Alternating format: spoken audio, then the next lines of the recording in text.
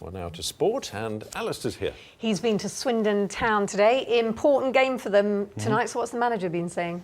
Well, he believes they're close to getting things right, and once everyone's fit and available, they will actually be fine. Their league position remains a concern, even though they moved out of the relegation places with a draw at the weekend. But it's all a far cry from last season's spectacular run to the playoff final, and these scenes that must seem an eternity ago for the supporters. But Danny Wilson told me today he is fully committed to turning things around and believes he will do so. And tomorrow night's game at Leyton Orient gives them another chance to find that elusive win. There were more boos on Saturday, some fans unable to mask their frustration after a seventh game without a win. But today, another fixture on the horizon, and hope that things will change. I think you've got to get behind the team and try and be positive. The team is what it is, and you've got to encourage. They got to turn it round, haven't they? It'd be disastrous for the club if they go down into Division 2. This afternoon, Danny Wilson was fielding questions about his future. This is a sport where all too often chairmen get trigger happy when results wobble. Not though at Swindon. I can guarantee that he's annoyed. He's not happy with the situation, and rightly so. But he's only one of a few in the club, that's for sure. I'm hurting like everybody else is hurting, but at the same time, I've been in it long enough to understand it can turn around in a couple of results, and that's what we maintain to do. The winless run has left the club on the edge of the relegation places, and they've played more matches than some of their rivals. But there have been signs of encouragement. New striker Elliot Benyon scored on his debut, and it's vital he settles in quickly. I'm just going to come here and do my best. I'm not saying that I'm going to be the next Charlie Austin. That's what I want to be, but I'm not going to say by any means I'm going to be scoring all them goals, but that's what I want to be. I want to be Swindon's next big goal scorer. The sort of confidence the whole team could do with at Leyton Orient tomorrow. Now with all the sports news tonight, here's David Passmore. Not a great time to be a West Country football supporter, David? Certainly isn't. We do have some news and an exciting signing for Gloucestershire cricket shortly, but first to that football, and it isn't good, as you say, for Swindon Town and Bristol Rovers. They've both taken up residence in the relegation slots at the bottom of League One.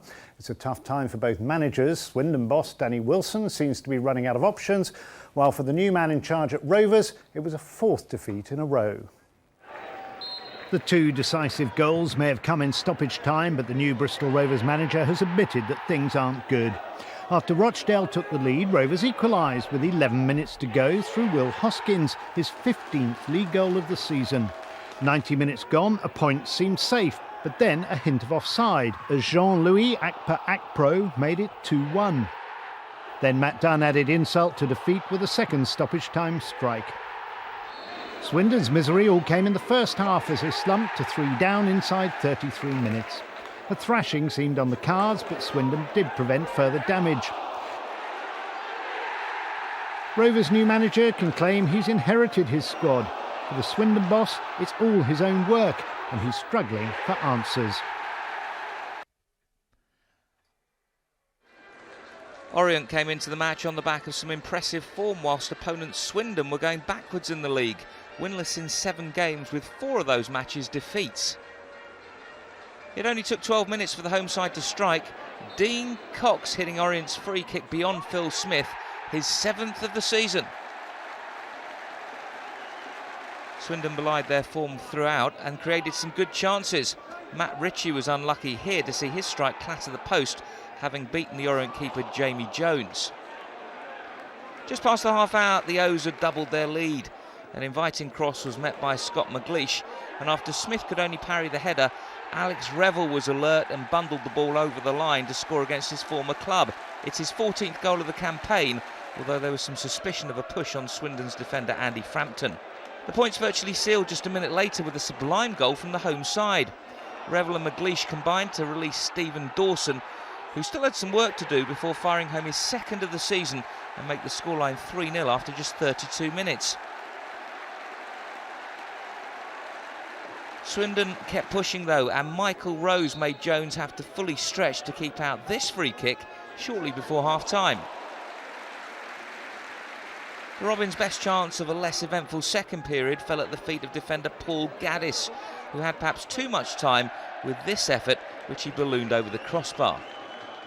In the final quarter of the match, Orient almost made it 4. Jimmy Smith placed the perfect pass through for Jason Crowe in the penalty area, and the right-back was unlucky to see his shot hit the crossbar. Orient up to 11th, 7 points off the playoff places, while Swindon remains stuck in the bottom 4.